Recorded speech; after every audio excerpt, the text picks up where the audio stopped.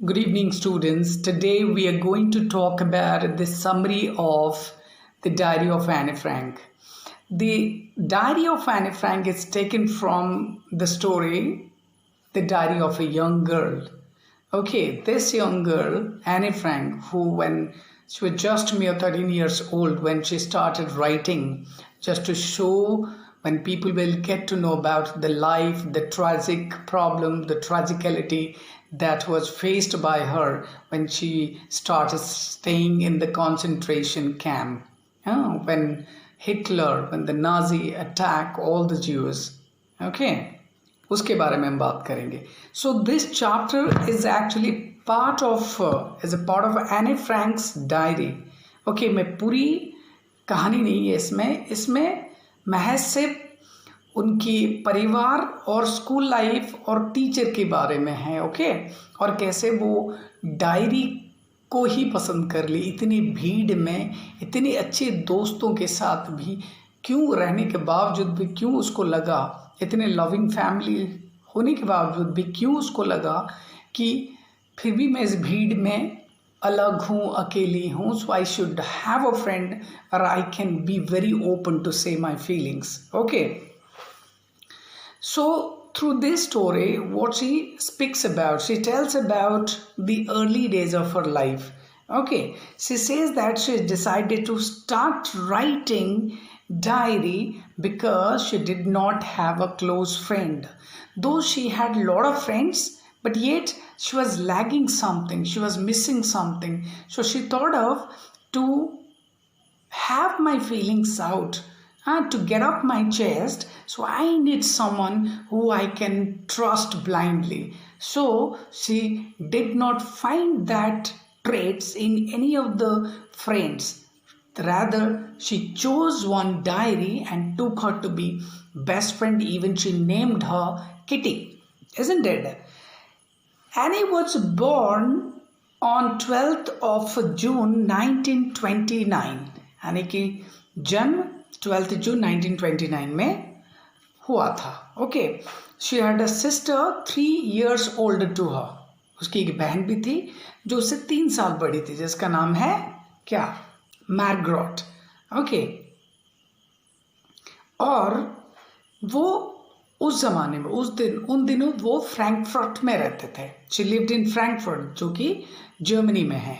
Okay, when she was until she was 4 साल तक वो फ्रैंकफर्ट में रही. फिर उसके बाद 1933 में उनके परिवार माइग्रेट हो गए. कहाँ पे, Netherland, that you call Holland और Dutch you can also say. Okay, तो जब वो नेदरलैंड आई, जब हॉलैंड आई, तो वहाँ पे एने को भेज दिया क्या, मॉन्टेसरी स्कूल में. She was sent to Montessori school.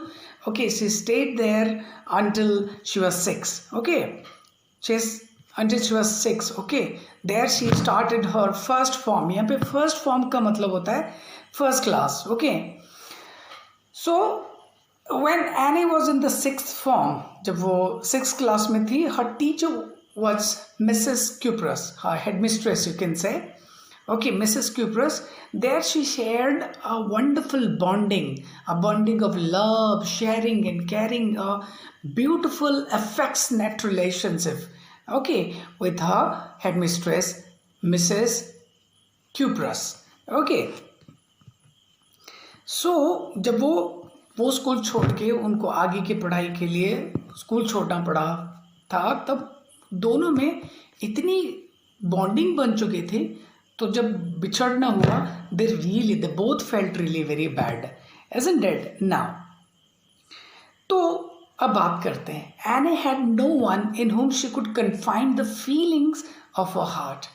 Means इतने सब कुछ थे, इतने केयरिंग माता पिता, नानी, ओके, बहन और अच्छे दोस्त, टीचर्स होने के बावजूद भी उसको कहीं ना कहीं महसूस होती थी कि मैं अपनी मन की बात हल्का करने के लिए मुझे वैसा कोई दोस्त नज़र नहीं आ रहा है. ठीक है. So she decided to take her diary as a friend, not only like a simple fast friends like that, very close friend. Okay, so even she named the diary Kitty, as I already told you.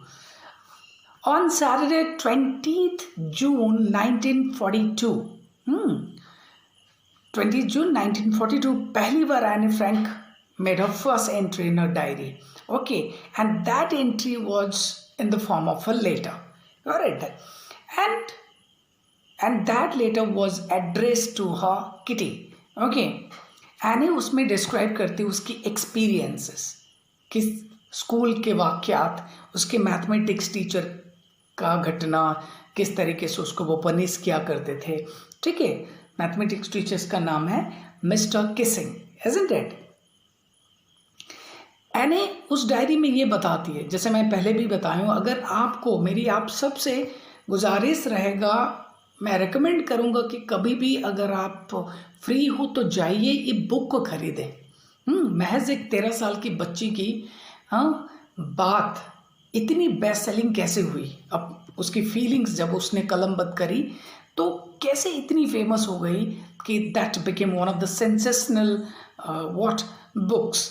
Okay, तो मैं सबसे गुजारिश करूँगा ये book पढ़ें, तो उस ज़माने की नाजी का जो टॉर्चर है, जिस तरीके वो हिटलर शासन करता था, वो भी पता चलेगा. And the kind of the problems that they went through, this little girl went through, and the way she wrote in order to make her calm and composure, वो सब आपको पता चलेगा. ठीक है, चलो फिलहाल हमारे किताब में 10th स्टैंडर्ड में जो वाक़यात है केवल स्कूल के कुछ किस्से हैं इस कहानी में जो मैं आपको बता रहा हूँ. ठीक है, so any rights that one day mister Keesing, her mathematics teacher, okay, punished her for talking continuously in the class. Okay, लगातार वो बात करती रही तो टीचर गुस्सा में उसको पनिश किया. It's not a kind of corporal punishment, it is a punishment in the form of writing. Okay, so पहली बार okay she was assigned to write an essay on chatter box. Okay, Anne उस essay को भी लिखी, Anne wrote it, but she again talked in the class. Teacher couldn't resist. Again Annie was assigned with another essay, that is an incorrigible chatterbox.